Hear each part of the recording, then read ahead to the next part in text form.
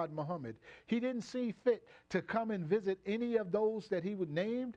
So I look at the teachings of the Honorable Elijah Muhammad not as one who's a disbeliever, but as one who's curious. Told he was born February 26, 1877, and you know, the birth date of this one was different. I'm talking about now Wally Ford and others, but we can move forward from that.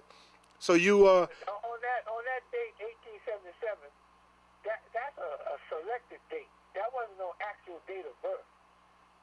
Wow. The Imam said that he used that date to try to prove to the Honorable Elijah Muhammad that you could live longer than 100 years or 200 years.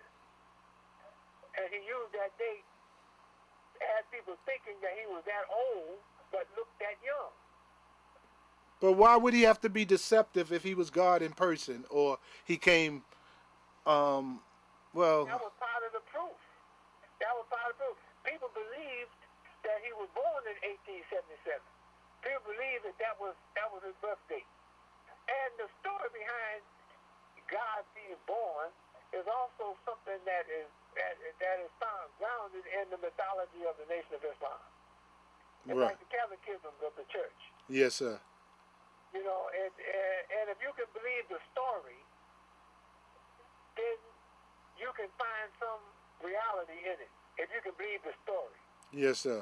If you can believe how a man can be God through a story of how he became that way, then you can understand, you can believe how that Godhood can last over the years with different persons being in that position, especially when they talk about the 23 scientists or the 24 scientists, and one among them being the wisest, and that one would be God, and blah, blah, blah, blah. Long story. But when you're talking to people who are not scientists themselves, and people that are not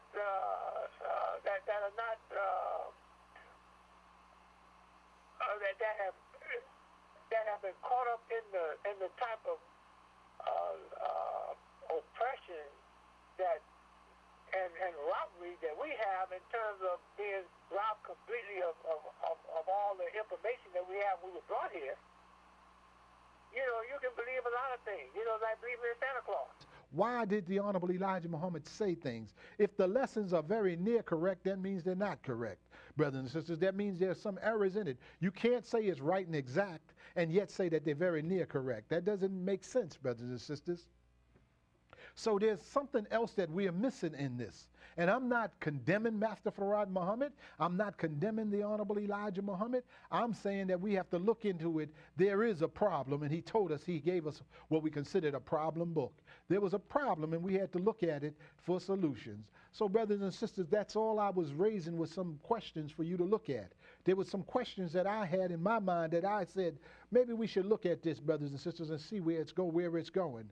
The Honorable Elijah Muhammad taught us that he had to run for his life for near 7 years, that he had hypocrites on his tail, one of them being his own brother who lived with him, named Khalat Muhammad, and that he ran for 7 years from 1935 until he was arrested in 1942.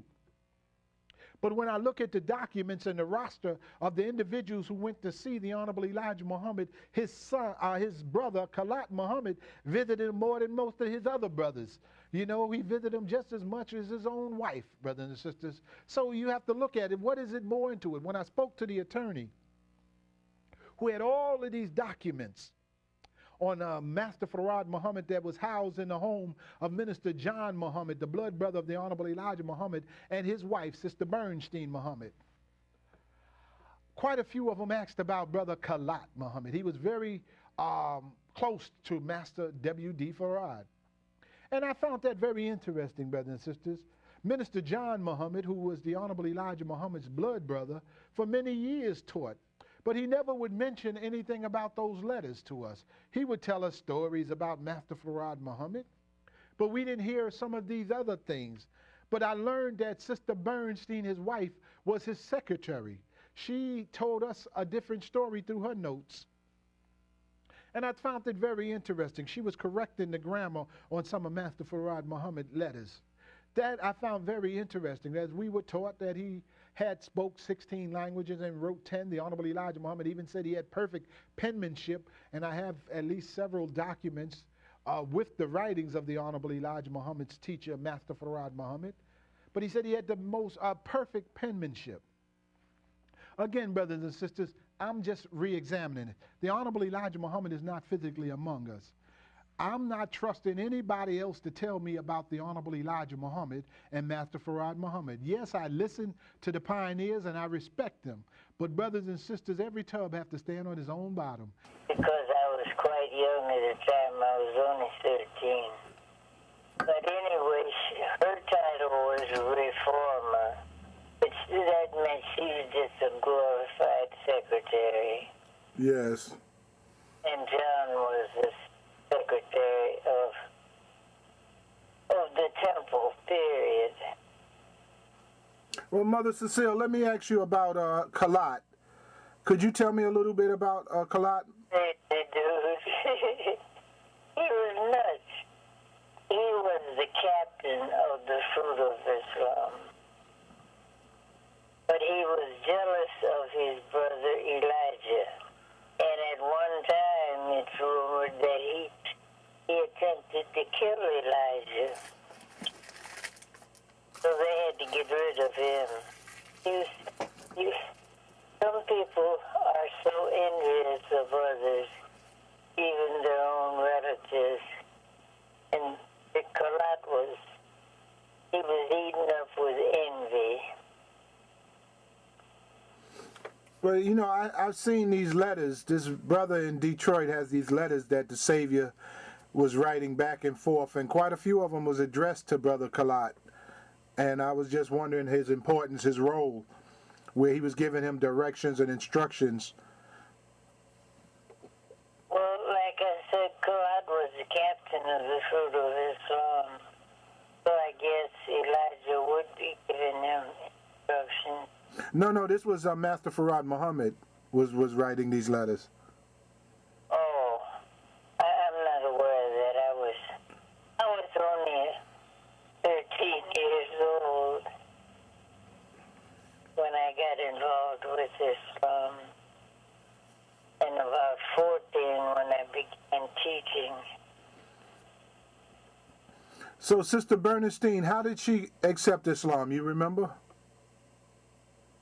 Oh, very well, to my knowledge.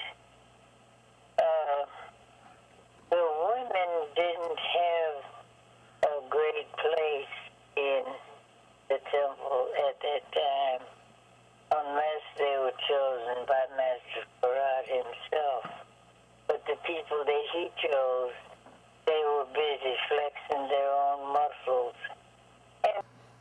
And the English, the Arabic was in reading, and the English was in blacking.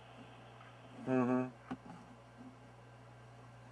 And it said on there down at the bottom, if the bearer of that card was ever found other than his or herself, they were subject to chastisement. Right. So, again, like I said, I'm trying to get a sense of that period of time when the Savior was there. You say he was mostly on the run. So the Honorable Elijah Muhammad was the one that was left back, or Ugan Ali, or who was it that Abdul Muhammad, who was left back in charge to teach most of the time? Elijah. Okay. And Elijah, they picked him up and put him in jail at the police headquarters, the main one downtown at 1300 Obians. That's the main headquarters of the police department. So all of us got together, men, women, and children, and marched around that jail. We were not allowed to carry weapons. And so the lost found people, as we called them, saw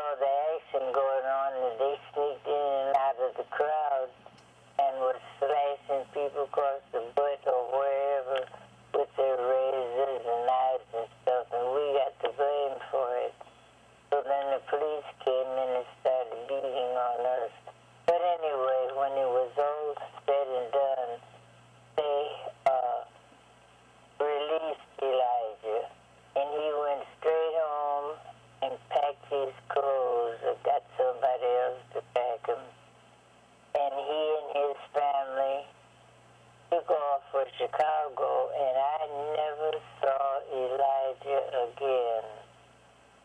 Wow. That's history. Now that's history. Yes, it is. So. I was right there. I was only 13, 14 years old. Right. I'm thinking it was 14.